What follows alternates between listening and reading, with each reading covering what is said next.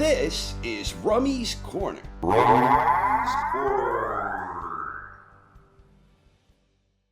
I don't know shit about boxing.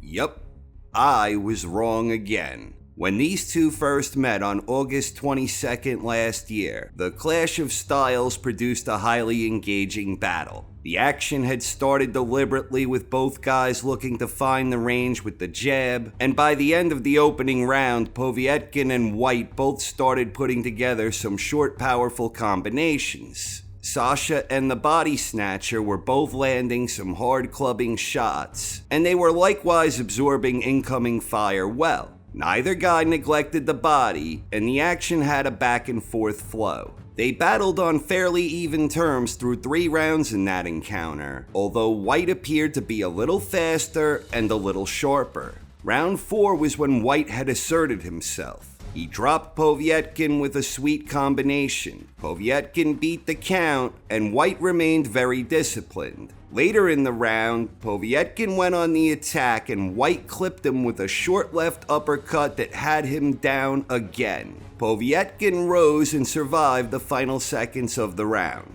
In round 5, Whyte was looking to build on his momentum, but before long, Povetkin launched a missile of an uppercut that leveled the Body Snatcher.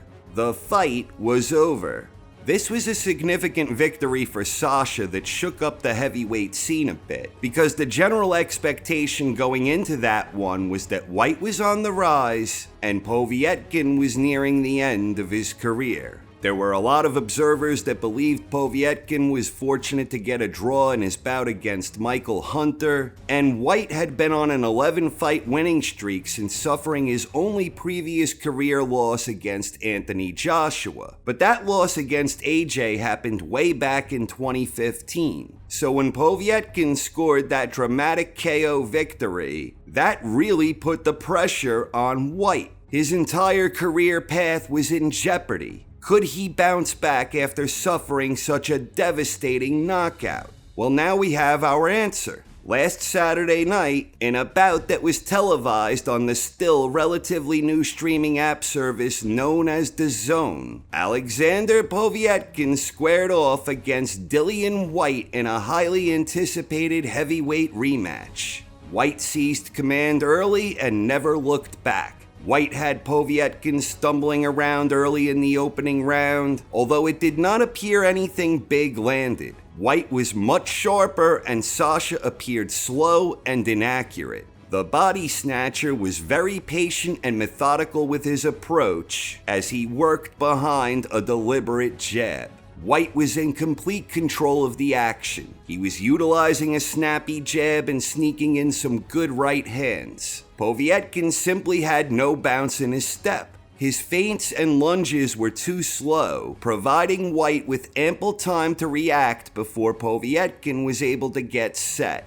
Dillian Whyte was in cruise control and the pace was much to his liking. Early in round 4, Whyte landed a right that buzzed Povetkin. Whyte landed another nice right later in the round, and shortly after that, Whyte had him in trouble and Povetkin was down. He beat the count, but he was very wobbly and the referee stopped the fight just as Povetkin's corner threw in the towel. The fight was over. So Dillian Whyte avenged a devastating knockout loss with a stoppage victory of his own in an immediate rematch.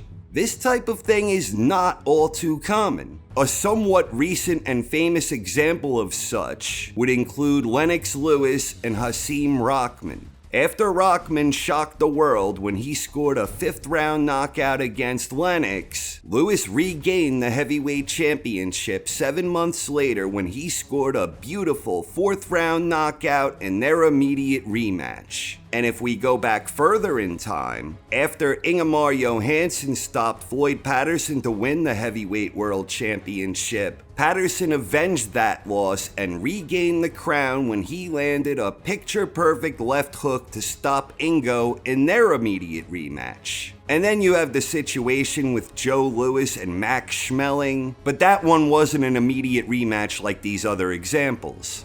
Of course, those examples were all for the Heavyweight World Championship, whereas the situation here between Whyte and Povetkin was between top 10 contenders. But still, Whyte wasn't merely stopped in their first encounter, he was out.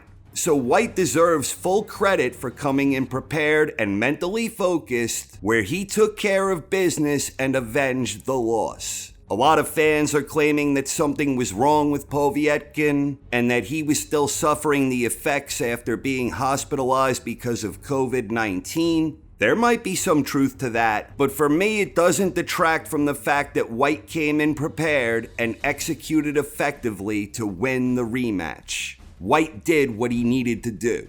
Right now, Dillian Whyte has one of the better resumes in the heavyweight division. He has only lost twice, losing by stoppage against Anthony Joshua back in 2015 and losing to Povetkin last August. He avenged the loss against Povetkin, and he also holds a number of quality victories, the most significant of those coming against former WBO champion Joseph Parker. And then he also holds a couple of solid wins against Derek Chisora and a win against the then undefeated Oscar Rivas, and also good wins against Robert Helenius and Marius Vach. It's not the best resume in today's heavyweight landscape, but it's definitely one of the better ones. In my opinion, Whyte deservedly belongs in the top 5 or 6 currently competing in the heavyweight division. With the prospects of an upcoming 2-fight series between unified IBF WBA WBO heavyweight champion Anthony Joshua and the WBC and lineal heavyweight champion Tyson Fury, it is difficult to predict where Whyte figures into the bigger title picture. But if he keeps winning, then he will be in line for a title shot sooner or later. And with a potential mega bout between Fury and Joshua looming large, there are some other big name heavyweights out there that can potentially make for some great matchups with the body snatcher, while we wait for the dust to settle between Fury and Joshua, assuming that actually does come together. Depending on how the chips fall, there are some damn interesting matchups out there for Whyte as he bides his time and awaits his big opportunity. Hopefully he continues facing top competition and doesn't do what David Tua did back when he sat on his mandatory status while facing soft opposition as he waited for the dust to settle between Lennox Lewis and Evander Holyfield. But whatever happens, I'll be tuning in whoever Whyte faces next, and he has now solidified his position as a genuine top contender for the heavyweight throne. Dillian Whyte is back in business. Thanks for watching, everyone. I hope you enjoyed and have a wonderful night. This is Rummy's Corner.